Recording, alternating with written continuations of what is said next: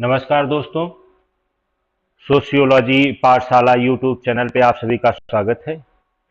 दोस्तों, अभी पिछली एक शॉर्ट वीडियो मैंने बनाया था, जैसा आप लोगों को पता भी होगा कि उत्तर प्रदेश शिक्षा सेवा चयन आयोग के नए अध्यक्ष आने के बाद पुनः परीक्षाओं के दौर शुरू हो चुके हैं।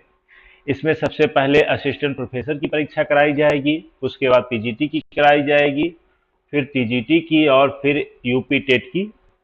तो इन परीक्षाओं को ध्यान में रखते हुए हमने पुराने पेपरों को सॉल्व करना प्रारंभ किया है। तो ये उत्तर प्रदेश असिस्टेंट प्रोफेसर का जो 2014 में पेपर हुआ था, उसके उत्तर हैं ये आयोग के उत्तर के आधार पे कौन से उत्तर होने भी चाहिए। आयोग ने किस उत्तर को गलत माना था जबकि वो सही भी था, इसकी बात करेंगे इसमें। ये पहली क्लास है, इस क्लास के बाद 20-20 क्वेश्चन करके इस पेपर को हम लोग सॉल्व करेंगे। पहली क्लास, पहला प्रश्न है, संस्कृति का मुख्य वाहक कल्चर एक पीढ़ी से दूसरी पीढ़ी में किसके माध्यम से हस्तांतरित होते हैं। तो उसका मुख्य वाहक पूछा है। हस्तांतरित तो बहुत माध्यमों से होते हैं, उसमें सबसे प्रमुख क्या है? विकल्प में है राज व्यवस्था, समाज, प्रतीक या व्यक्ति। तो प्रतीकों के माध्यम से जो है संस्कृति एक पीढ़ी से दूसरी पीढ़ी तक सबसे प्रमुख रूप से प्रतीकों के माध्यम से संस्कृति एक पीढ़ी से दूसरी पीढ़ी तक हस्तांतरित की जाती है। तो सी विकल्प सही हो जाएगा। अगला प्रश्न है, किसने अपने सिद्धांत में अनुष्ठान की अवधारणा, इंटरेक्शन रिचुअल की बात करते हैं, इंटरेक्शन रिचुअल की अवधारणा किसने प्रयोग किया था? विकल्प में है R Collins, N Coser, Emile Durkheim और हेबरमास। दोस्तों, आप लोगों को बता दें कि अनुष्ठान की अवधारणा की बात करेंगे तो सबसे पहली बात इसकी बात जो है गॉफमैन महोदय ने किया था। गॉफमैन महोदय ने सबसे पहले इंटरेक्शन रिचुअल की बात की है, आप लोगों ने पढ़ा भी होगा, किंतु इस विकल्प में ही नहीं है, तो फिर किसको सही माना जाएगा? तो गॉफमैन के बाद इसका प्रयोग जो है और कॉलिंस महोदय ने किया था, तो ए विकल्प क्या हो जाएगा? सही हो जाएगा। ध्यान रखिएगा, यदि दोनों ऑप्शन में आते हैं तो दोनों का संभावना ही कम है। अगर दोनों आते हैं तो आप लोगों को गॉफमैन लगाना है, क्योंकि इसकी पहली बार बात करेंगे अनुष्ठान की अवधारणा का, इंटरेक्शन रिचुअल की बात तो गॉफमैन महोदय ने किया हुआ है। किंतु इनके बाद जो है आर कॉलिंस महोदय ने भी इसका प्रयोग किया है। चूंकि गॉफमैन ने नहीं है इस विकल्प में, तो आर कॉलिंस ही सही होंगे। अगला प्रश्न है, तीसरा प्रश्न दोस्तों, बहुत आसान प्रश्न है। दुर्खिम ने 4 तरह की आत्महत्या का वर्णन किया है अपनी पुस्तक, ली सुसाइड पुस्तक थी इनकी, दुर्खिम की। उसमें उन्होंने 4 प्रकार की आत्महत्या की बात की थी। 3 इसमें पहले लिखा हुआ है, अहमवादी, परार्थवादी तथा आदर्श विहीनतावादी। तो चौथा पूछा है, तो आप लोग इतना ध्यान से रहिएगा, ली सुसाइड नामक पुस्तक आई थी। इन्होंने सबसे पहली बार यह बताया कि आत्महत्या के लिए समाज जिम्मेदार होता है, और उन्होंने बताया कि समाज में कुल 4 प्रकार की आत्महत्याएं देखने को मिलती हैं, कि इसके अलावा कोई आत्महत्या नहीं होती है, और प्रत्येक प्रकार की आत्महत्या के लिए क्या है? समाज ही जिम्मेदार है। तो ये बताते हैं कि 3 है, ये अहमवादी, परार्थवादी, आदर्शवादी, और उसके बाद ये बताते हैं ये भाग्यवादी, यानी कि भाग्य को कोसते हुए कि मेरा भाग्य खराब है, परीक्षा में सफल नहीं हो पा रहे हैं, या तमाम तरीके के भाग्य को दोषी मानते हुए क्या करें, आत्महत्या कर लेते हैं, तो इसे भाग्यवादी आत्महत्या कहा जाता है। तो बी विकल्प क्या हो जाएगा? सही हो जाएगा। डेहरनडॉर्फ के अनुसार उत्तर पूंजीवाद, डेहरनडॉर्फ एक संघर्षवादी मार्क्सवादी विचारधारा के व्यक्ति हैं। उन्होंने उत्तर पूंजीवाद की कुछ विशेषताओं का वर्णन किया है। वह उनकी उत्तर पूंजीवाद की विशेषताओं में कौन कौन सी विशेषताओं को रखते हैं? तो उन्होंने बताया था कि पूंजी का अपघटन हो रहा है, यानी कि पूंजी, अब देखिए यहाँ पे डेहरनडॉर्फ महोदय कह रहे हैं कि पूंजीपतियों का एक संगठित समूह जो है पूंजीपति हो रहा है, क्योंकि व्यक्तिवादिता इसमें, मतलब एक व्यक्ति पूंजीपति नहीं है, इसमें समूह की बात कर रहे हैं कि इसमें पूंजी का महत्व क्या हो रहा है, अब समूह के रूप में लेता जा रहा है, तो इसकी बात तो करते हैं। श्रम का विभेदीकरण भी हो रहा है, क्योंकि श्रम औद्योगिक क्षेत्रों में श्रम विभाजन क्या हो रहा है, बढ़ता जा रहा है, श्रम का विभेदीकरण भी हो रहा है, तो ये भी सही है। हीरे समान वर्ग संरचना, तो ध्यान रखिएगा उन्होंने इसकी भी बात किया था कि वर्ग संरचना अब क्या है, एकदम स्पष्ट है, जो धनी है वो धनी वर्ग में है, और फिर मजदूरी, ऐसा नहीं है कि कोई मिडिल में है, ऐसा कि अ, आप नहीं पहचान पाएंगे कि श्रमिक वर्ग में है या धनिक वर्ग में। मतलब हीरे समान, मतलब ये वर्ग संरचना जो है स्पष्ट रूप से दिखलाई पड़ती है। संघर्ष का विनिमयन हुआ है और संस्थाकरण हुआ है, यानी कि अब जो संघर्ष की बात होती है, अब यह विनिमयन होता है, मतलब कि संघर्ष के लिए लोग एक दूसरे के साथ एकजुट होकर के संस्था के रूप में बात करते हैं, तो इसकी भी बात जो है डेहनडार्फ महोदय करते हैं, यानी 1 2 3 4, 1 2 3 4 चारों विकल्प क्या है, सही है, तो ए विकल्प क्या हो जाएगा, सही हो जाएगा। अगला प्रश्न है, CW मीन्स का संदर्भ दृष्टिकोण रखता है, यानी कि इन्होंने अपने लेखनी में या अपनी विचारधारा में किस चीज की बात किया था। तो ये है, 4 ऑप्शंस दिए हुए हैं, जीवन वृत्ति, समाज वृत्ति, इतिहास और निर्जात वृत्ति की बात करते हैं। तो ये जो है निर्जात वृत्ति की बात करते हैं और इतिहास की बात करते हैं। इसके आधार पे कूट हमारा क्या सही हो जाएगा, 1 और 3। 1 3 जो है सी विकल्प में है, तो सी विकल्प क्या हो जाएगा, सही हो जाएगा। अगला प्रश्न है, छठा प्रश्न, लेवी स्ट्रास का अंतःक्रिया संरचनावाद, तो संरचनावाद की बात कौन करता है, लेवी स्ट्रास महोदय करते हैं। इसमें उन्होंने अंतःक्रिया संरचनावाद पर आधारित बात किया था। इस किस पर आधारित है, ये पूछते हैं कि यह किस पर आधारित है, यांत्रिक एवं सांख्यिकी प्रारूप पर, मात्र यांत्रिक प्रारूप पर, मात्र सांख्यिकीय प्रारूप पर, मात्र सांस्कृतिक प्रारूप पर। तो ये जो है यांत्रिक एवं सांख्यिकीय प्रारूप पर अंतःक्रिया संरचनावाद की बात जो है लेवी स्ट्रास महोदय कहते हैं, तो ए विकल्प क्या हो जाएगा, सही हो जाएगा। अगला प्रश्न है, अल्फ्रेड शूल्स का प्रघटना शास्त्र, फेनोमेनोलॉजी बल देता है, किस चीज पे बल देता है, ये पूछा हुआ है। तो थोड़ा सा आप देखते हैं प्रघटना शास्त्र क्या है। तो प्रघटना शास्त्र शब्द का प्रयोग की बात करेंगे।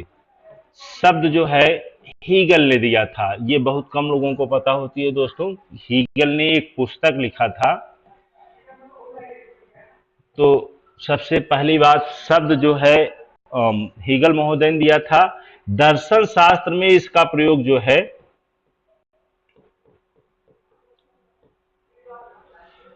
दर्शन शास्त्र में इसका प्रयोग कौन करता है, तो हुस्सर महोदय करते हैं। हुस्सर महोदय जो है इसको दर्शन शास्त्र में लाते हैं। और समाज शास्त्र में बात करेंगे तो अल्फ्रेड शूल्स महोदय ने इसका प्रयोग यहाँ किया है, समाज शास्त्र में लाया है। और ये जो है प्रघटना शास्त्र में 2 शब्दों का प्रयोग करते हैं। एक करते हैं इंटर सब्जेक्टिविटी, यानी अंतर्वैश्विकता। इसके लिए हिंदी में अलग अलग शब्द आ सकते हैं दोस्तों, तो इसलिए ये याद रखिएगा, इंग्लिश का इंटर सब्जेक्टिविटी की बात करते हैं। और एक शब्द का प्रयोग करते हैं लाइफ वर्ड।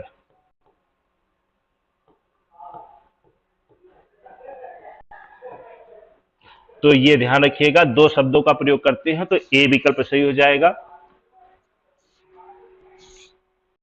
अगला प्रश्न है 8वां प्रश्न, मैक्स वेबर ने विस्तृत रूप से अपने सिद्धांत का विश्लेषण भारत के अध्ययन में किन शब्दों का प्रयोग किया है। तो आप सभी लोग जानते होंगे 3 अवधारणाओं का प्रयोग उन्होंने किया था। एक क्लास की बात करते हैं तो क्लास में आ जाएगा आर्थिक। स्टेटस की बात करते हैं तो स्टेटस में आ जाएगा आपका धार्मिक। और पावर एवं पार्टी की बात करते हैं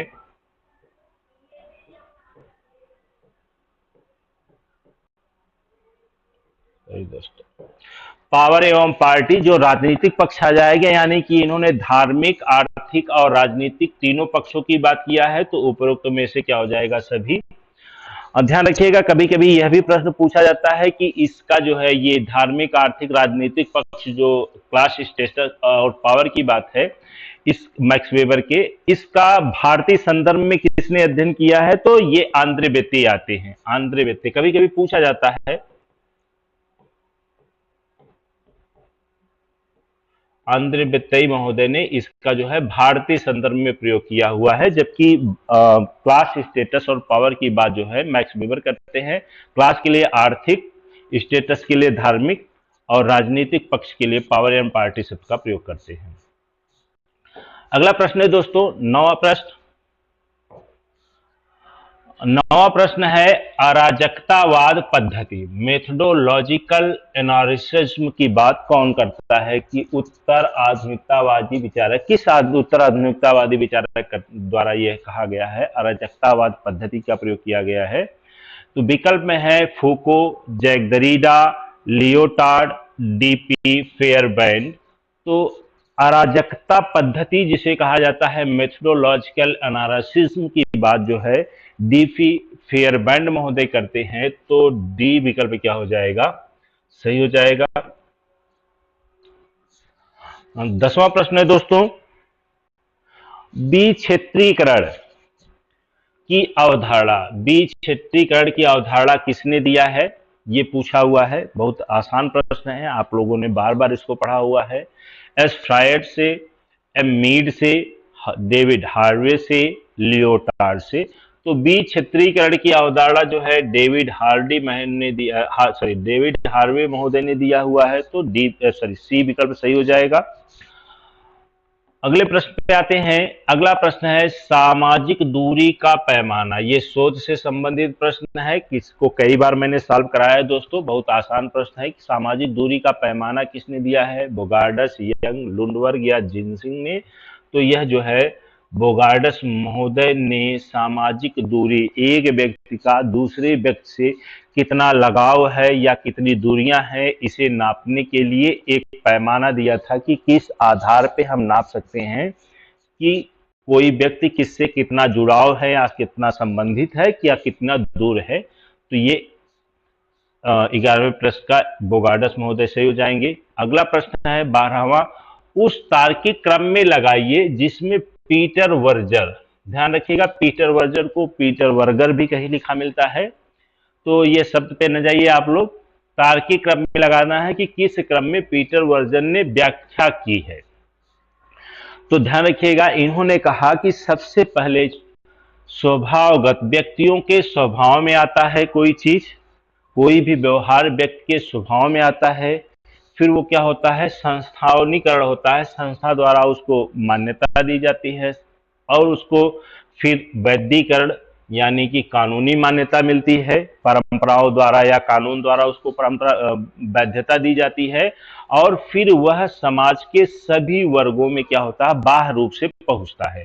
पहले ये स्वभावगत यानी एक व्यक्ति या कुछ व्यक्तियों के स्वभाव में आएगा, फिर इसके बाद यह परंपराओं और कानूनों द्वारा संस्थागत किया जाएगा और फिर उसको संस्थाओं द्वारा या परंपराओं द्वारा या कानून द्वारा वैधता दी जाएगी और फिर वो क्या हो जाएगा, बाह्यकरण किया जाएगा। तो ए विकल्प क्या हो जाएगा, सही हो जाएगा।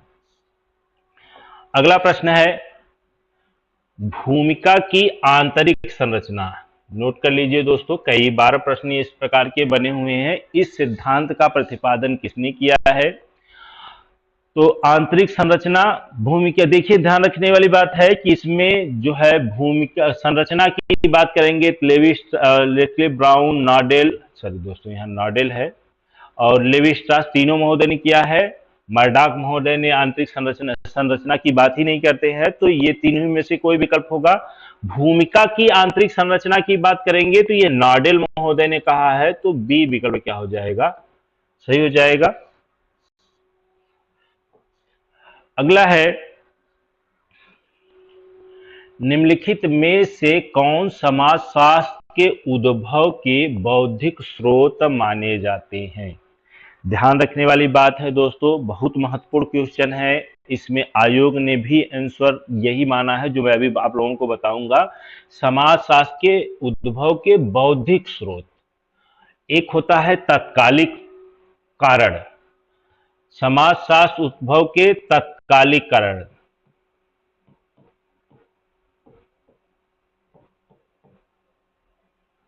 तो तुरंत क्या ऐसी चीजें हुई थी कि जिसकी वजह से समाजशास्त्र विषय का उद्भव हुआ था? तो वो थे एक फ्रांसीसी क्रांति और एक जो है औद्योगिक क्रांति। ध्यान रखना, यहां पूछा है बौद्धिक स्रोत, तो बौद्धिक स्रोत के अंतर्गत जो है बोटो-मोर महोदय ने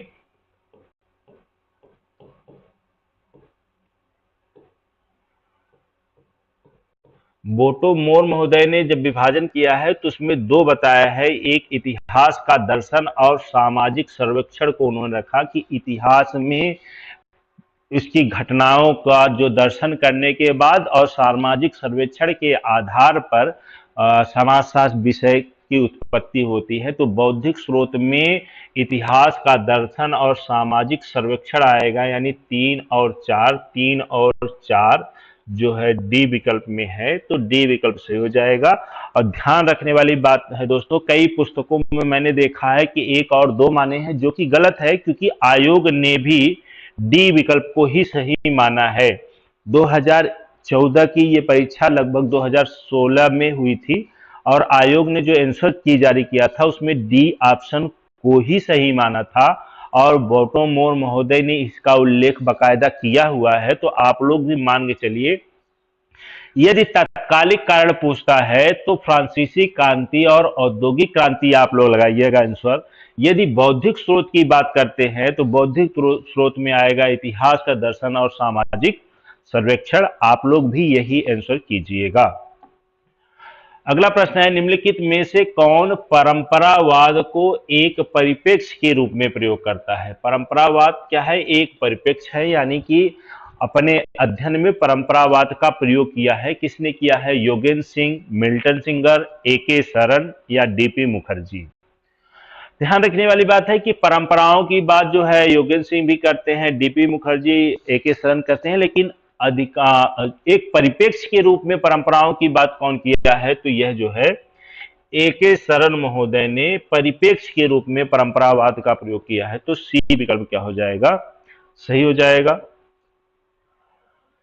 16वां प्रश्न है, शोध से संबंधित कि किस प्रमाप में वास्तविक शून्य उद्गम होता है, यानी कि शून्य रिजल्ट आता है किस प्रमाप में?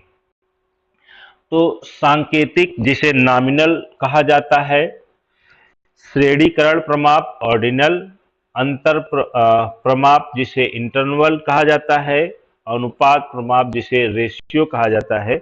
यह सब ध्यान रखने वाली बात है। आंकड़े संकलन करने के बाद जो आंकड़े आते हैं कि ये संकेत के रूप में, नाम के रूप में कोई चीज आता है तो उसे नॉमिनल कहा जाएगा, और इकाइयों में आता है तो उसे ऑर्डिनल बोला जाएगा। कुछ समूहों में बांट करके जो आंकड़े आते हैं उसके हम इंटरवल कहते हैं, अंतर प्रमाप कहते हैं। और जो वास्तविक शून्य जिसमें आता है वो होता है अनुपात प्रमाप, यानी रेशियो जब निकाला जाता है तो उसमें वास्तविक शून्य निकल के आता है। तो डी विकल्प क्या हो जाएगा? सही हो जाएगा। अगला प्रश्न है, मिशेल फूको के लिए निम्नलिखित में से कौन सा कथन सही नहीं है? ध्यान रखने यह वाली बात है कि सही नहीं पूछा हुआ है। सही है मतलब इसमें से 3 विकल्प क्या है? सही है। तो देखते हैं, ज्ञान के उत्पादन द्वारा लोग दूसरों पर शासन करते हैं। दूसरा है, ज्ञान व शक्ति का संबंध अभिजन के षड्यंत्र के कारण होता है। तीसरा है, ज्ञान का उच्चतम रूप अधिकतम शक्ति रखता है। ज्ञान शक्ति का सर्वथा प्रतिवाद होता है। तो यह सर्वथा प्रतिवाद नहीं होता, क्योंकि जिसके पास होता है, ज्ञान होता है, उसके पास शक्ति होती है, ऐसा मिशेल फूको महोदय ने किया है, तो प्रतिवाद की तो बात ही नहीं करते हैं, ये तो सही है। ज्ञान का उच्चतम रूप अधिकतम शक्ति रखता है, यह भी सही है, ये मिशेल फूको महोदय ने किया था। ज्ञान का शक्ति का ज्ञान व शक्ति का संबंध अधिविजन के षड्यंत्र के या षड्यंत्र के कारण होता है, ये बात गलत है। इसकी बात जो है मिशेल फूको महोदय ने नहीं किया था। चूंकि यह गलत ही पूछा है कि कौन सा प्रयोग नहीं किया था, तो बी विकल्प ही सही हो जाएगा। देखिए, ज्ञान के उत्पादन द्वारा लोग दूसरों पे शासन करते हैं, क्योंकि ज्ञान को ही इन्होंने क्या माना है, महत्वपूर्ण माना है। जिसके पास ज्यादा ज्ञान होगा वह क्या करेगा, उसके पास ज्यादा शक्ति होगी, वही दूसरे पर क्या करेगा, शासन करेगा। तो ये भी बात जो है मिशेल फूको महोदय ने किया था। अगला प्रश्न है, पियरे बोर्दियो के हैबिट्स की अवधारणा। अब ध्यान रखने वाली बात यह है कि एक प्रश्न तो यही से बन जाता है आपका कि हैबिट्स की अवधारणा किसने दिया है, तो पियरे बोर्दियो महोदय ने दिया है। इस हैबिट्स की अवधारणा में किसका प्रयोग उन्होंने नहीं किया है?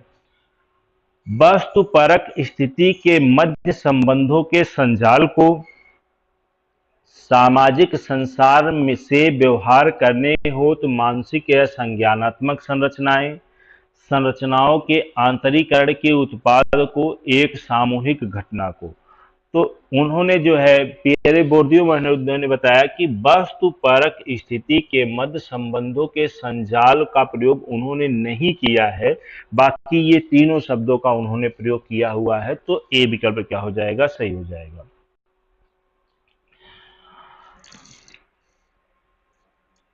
अगला प्रश्न है, जैक डरीडा की दृष्टिकोण में निम्नलिखित में से कौन सा कथन सही नहीं है? जैक डरीडा महोदय ने भी भाषा का प्रयोग किया था। तो कई चीजें हैं, उन्होंने इनकी जो है ये विखंडन की बात करते हैं। विखंडन की बात करते हैं, ध्यान रखिएगा दोस्तों। एक छोटी सी कहानी टाइप के समझ लीजिए क्या है ये। चूंकि जहां के निवासी थे, तो पश्चिमी सभ्यता के जो पुस्तकें थी उनको ज्यादा मान्यताएं दी जाती थी। तो उन्होंने कहा कि जरूरी नहीं है कि जो कुछ किताबों में लिखा है या जो शब्दों से बयां किया गया है, एटलीस्ट जो हम लोगों को बताया गया है वो सही हो। यानी कि भाषा को व्यवस्थित नहीं माना जाया गया, यानी कि उस भाषा को तोड़ मरोड़ करके उसके अर्थ को निकाला जाना चाहिए। यानी विखंडित खंड खंड करके उसके अर्थ को निकालेंगे तो ही हम समझ पाएंगे। जो किताबों में लिख दिया गया है एटिज उसको मान लेना ये सही नहीं है। उसके बातों को पहले तार्किकता की कसौटी पे खड़े उतरे तो क्या होगा, तो वह सही माना जाएगा।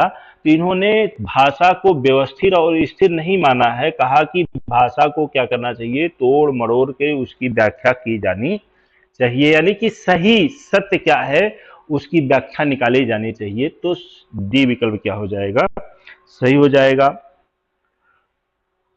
अगला प्रश्न है दोस्तों और लास्ट प्रश्न है इस प्रैक्टिस सेट का, ध्यान रखिएगा। 20-20 करके इस प्रैक्टिस सेट को हम कराएंगे। अब तक जितने भी assistant professor, UP assistant professor के एग्जाम हुए हैं, क्या 3 पेपर हो चुके हैं दोस्तों? एक तो कैंसिल करा दिया गया, अब तक मतलब कुल मिलाकर के 2 पेपर हो चुके हैं। सॉरी दोस्तों, 3 पेपर सही हुए हैं, एक का तो धांधली के कारण कैंसिल मान लिया गया है। तो कुल 4 पेपर हुए, चारों पेपरों को मैं सॉल्व करा दूंगा आप लोगों को 20-20 प्रश्न करके। तो पहला सेट मैं करा रहा हूं ये। हैबरमास ने अपने आलोचनात्मक सिद्धांत में निम्नलिखित में से कौन सी अवधारणा प्रयोग की है? अब ध्यान रखिए कि यहाँ पे पूछा है कि अभी तक 2 प्रश्नों आपने पढ़ा, नहीं की है तो किसने किया है। तीसरे संसार का औपनिवेशीकरण, विकासशील संसार का औपनिवेशीकरण, सामाजिक संसार का औपनिवेशीकरण, जीवन संसार का उपनिवेशीकरण। तो ध्यान रखिएगा, हैबरमास महोदय एक नव मार्क्सवादी समाजशास्त्री थे। इन्होंने सार्वजनिक क्षेत्र, पब्लिक स्फीयर की अवधारणा दी है। 4 प्रकार के संकट की बात करते हैं, जिसमें इन्होंने वैधता संकट, लेजिटिम क्राइसिस की बात करते हैं, 3 प्रकार के पूंजीवाद की चर्चा करते हैं। तो ये भी प्रश्न पूछा हुआ है और उन्होंने बताया था कि जीवन संसार का उपनिवेशीकरण की ये बात करते हैं। तो डी विकल्प क्या हो जाएगा, सही हो जाएगा। दोस्तों यदि वीडियो अच्छी लगी हो तो लाइक करें, चैनल पे पहली बार आए हो तो सब्सक्राइब जरूर करें, दोस्तों के पास शेयर करें। यदि पुराने पेपरों को सॉल्व करना है तो हमसे जरूर जुड़ें। उसके साथ साथ नए प्रश्नों को भी हम सॉल्व कराते हैं, क्योंकि कुछ प्रश्न ऐसे होते हैं जिसे आने की संभावनाएं रहती, तो मैं नए प्रश्नों को भी कराता हूं। कई ऑब्जेक्टिव टाइप के क्वेश्चन की वीडियो मैंने डाल रखी है, तो आप लोग देख सकते हैं। मैंने आरपीएससी के भी क्वेश्चन को सॉल्व कराया है, और उसके बाद ये यूपी का करा रहा हूँ, एमपी के भी क्वेश्चन, पुराने क्वेश्चन पेपर को भी सॉल्व करा दूंगा। तो संभावना ये रहती है कि ओल्ड पुराने पेपरों से जो भी क्वेश्चन पूछे जाएं तो आप लोग उसको आसानी से कर जाएं। तो वीडियो को जरूर लाइक करें, चैनल पर नए हो तो सब्सक्राइब जरूर करें। बहुत बहुत धन्यवाद। जय हिंद, जय भारत।